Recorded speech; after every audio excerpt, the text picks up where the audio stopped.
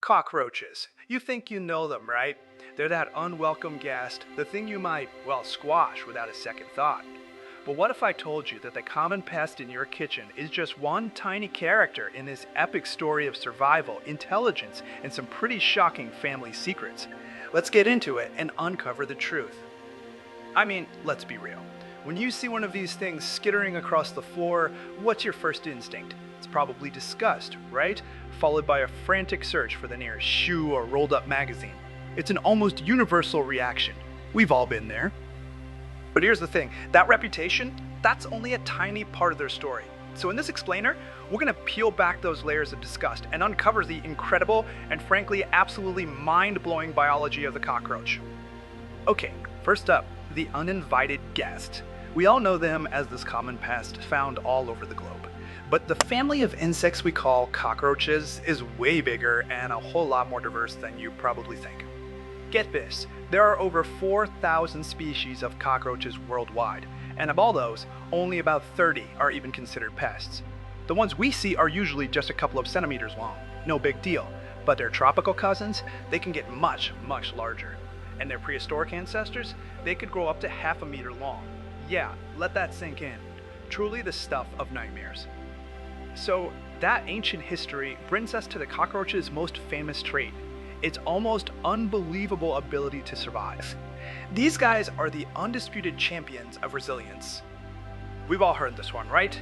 It's like a classic piece of pop culture science. The idea that in a nuclear apocalypse, the only things left standing would be, rubble and cockroaches.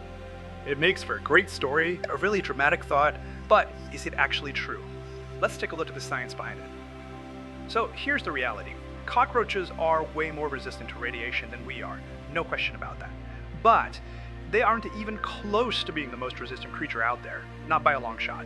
Lots of other insects have a much, much higher tolerance. So yeah, the myth is only kinda true. But their radiation resistance isn't their only superpower.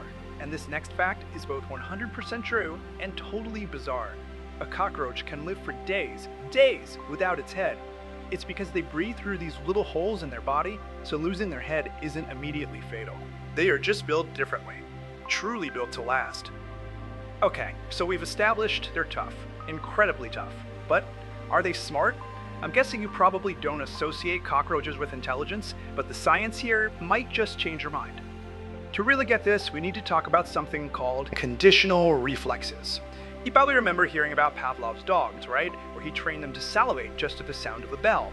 Well, that's a learned response, and for a long time, we thought only more complex animals could do that. Then, a study in Japan back in 2007 basically blew that idea out of the water. Researchers successfully trained cockroaches to do certain tasks by rewarding them with sugar water. This proved they have memory and the ability to learn, which completely challenges our whole idea of them as these simple, mindless pests. Alright, so they're ancient, they're resilient, and they're surprisingly clever. But the cockroach has one more major secret up its sleeve. A twist in its family tree that is, I promise you, truly shocking. So, take a guess. What insect do you think is the cockroach's closest cousin? Maybe a beetle? A cricket? Most people get this one wrong. The answer isn't something you can see just by looking at them. Nope, it's hidden deep inside their genetic code. And the evidence there is absolutely undeniable. It's the termite. That's right, the termite. DNA analysis has proven that termites aren't just some distant cousin, they are, for all intents and purposes, a highly social type of cockroach. They actually evolved directly from cockroaches. Wild, right? So they're intelligent survivors with a shocking family tree. But believe me, the surprises do not stop there. Let's do a quick lightning round of some of their most unbelievable world records. Okay, a cockroach can run at about 5 kilometers an hour. It doesn't sound very fast, but if you scaled it up to the size of a person, its relative speed would be a staggering 700 kilometers per hour. That is faster than any supercar on the planet. And what about agility? This is just incredible. A cockroach can change its direction of travel 25 times in a single second. Just think about that. That's exactly why they're so ridiculously hard to catch.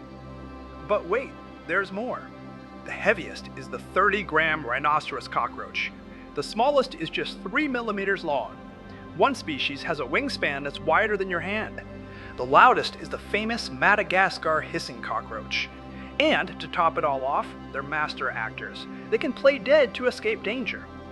So all of this crazy complexity, all these incredible abilities, it brings us right back to our original question. After everything we've just learned, can we really just label them a pest and call it a day? This one statistic right here puts everything into perspective.